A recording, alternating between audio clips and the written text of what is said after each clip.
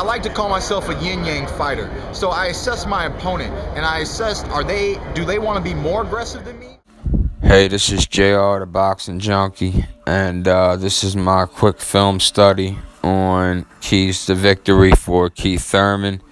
I did one on Danny Garcia. Please check it out. Let's get started. Keith Thurman has excellent footwork. He's going to have to use that against Danny Garcia. He has an excellent arsenal in his toolbox. So let's talk about some of his weapons, starting off with the jab. So here Thurman throws the jab and then blocks the opponent's jab at the same time. Here Keith Thurman keeps pumping the jab while using his excellent footwork to circle away from the left hand of Soto Koras, which he has to circle away from the left hand of Danny Garcia, of course, because that's Danny's bread and butter. So if Keith Thurman starts off pumping the jab like that, circling opposite Garcia's left hand, he'll be starting off good, and that's exactly a key to him being victorious. Now, how about we put some motherfucking raw into this cut, chop it up, and talk about these combinations of power punches that Keith Thurman puts together. This shows you how good Keith Thurman is at fighting on the fly. He shoots a jab that appears to me to be to pull down his opponent's guard so he can get a clear punch in. But instead, the opponent has on his mind throwing a right hook, which Keith Thurman gets out of the way of. Then Keith Thurman throws a left hook, switches his angle, and delivers a right hook with perfect leverage, hurting his opponent severely.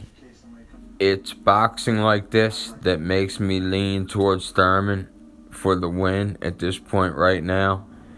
Right here, Thurman fakes a jab and a right to the body just to land the left hook. Now that we done chopped up the raw and cut, let's get the things Keith Thurman cannot do in his fight with Danny Garcia. So for this, we're going to take a look at the fight with Keith Thurman against Shawn Porter. Now, I did have Shawn Porter winning this fight, although most people didn't. I do know that Thurman landed the cleaner punches, although Shawn Porter out-hustled him. He out-hustled him big time.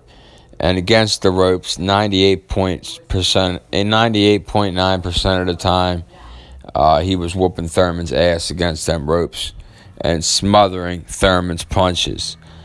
Now, it is a must that Keith Thurman keep his ass off them ropes against Danny Garcia.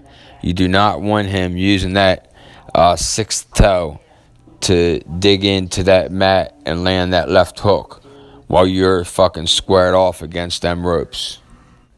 Now, here's Collazo doing the same thing. He's got him against the ropes. And this is a must for Keith Thurman. Do not get hit in the body. We know he's soft in the body, and that's what Garcia is going to be aiming for. And this is not the shot that sent him on his bicycle. Now, finally, here's some more of Thurman trapped against the ropes. And this is the shot that sent him on his bicycle and almost changed the whole fight for him right here. As you can see here, he is basically about to turn his back and start running. So that's it, people. These are my first 2 film studies, so I'd like to do some more. This is JR, the Boxing Junkie. Shout out to everybody in Brooklyn, except for Brooklyn boy A. Biggs. Shout out to everybody in Baltimore. Peace out.